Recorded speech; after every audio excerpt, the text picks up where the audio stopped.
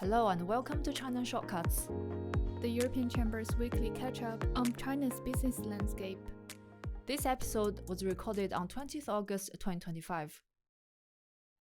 On 14th August, the State Council announced an amendment to the regulations of the People's Republic of China on administration of the entry and exit of foreigners, with the creation of a new visa category for foreign nationals.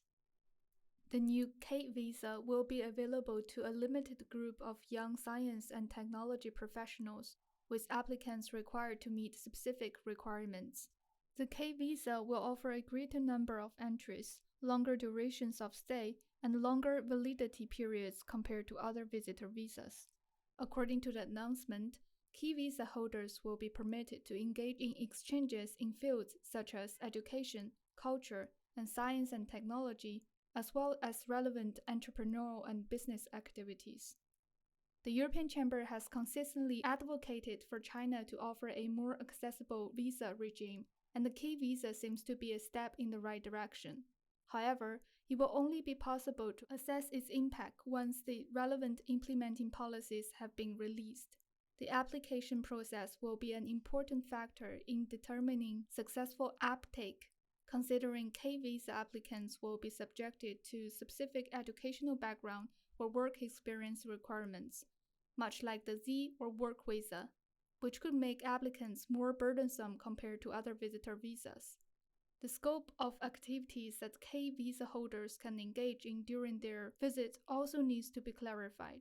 For example, the ability to engage in entrepreneurial and business activities suggests that the K visa holder could come to China to start a business.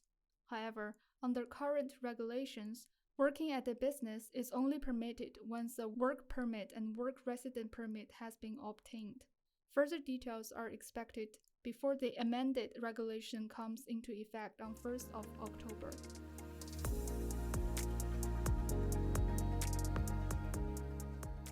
China's retail sales grew just 3.7% year-on-year in July, according to data released on 15th August by the National Bureau of Statistics, or NBS.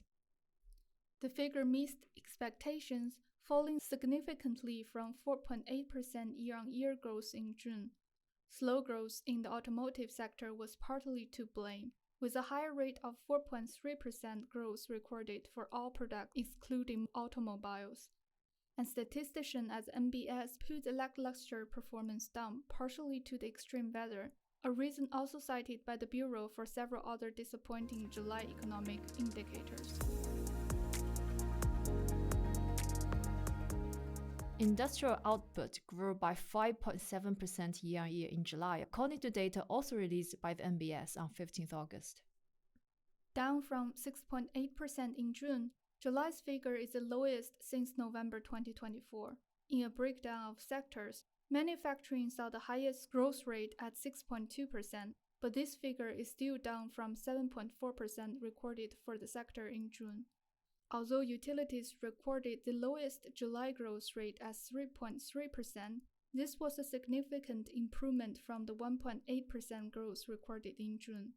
Despite the sluggish performance, China remains on track to reach its GDP growth target of around 5%, meaning that policymakers are unlikely to take any major corrective actions in the second half of the year.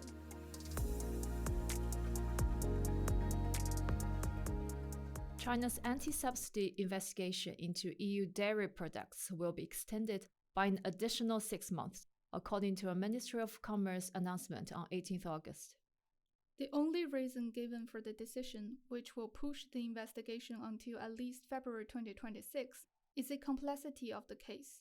China's probe into EU dairy was launched in August 2024 and is widely seen as a potential bargaining chip to help reach a deal to suspend the EU's tariffs on Chinese EVs.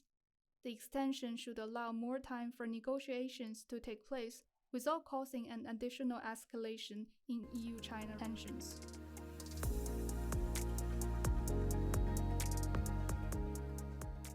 Join us in Shanghai on 4th September for the European Chamber's Sustainable Supply Chain Conference. During the event, a lineup of experts will discuss how businesses can improve supply chain sustainability, resilience, and efficiency.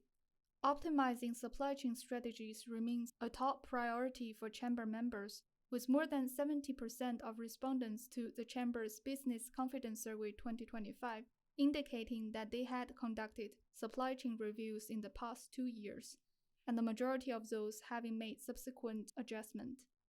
Visit the European Chamber's website and click on Events to view more details and register for this conference as well as other upcoming events. Thanks for listening, and don't forget to tune in again next week.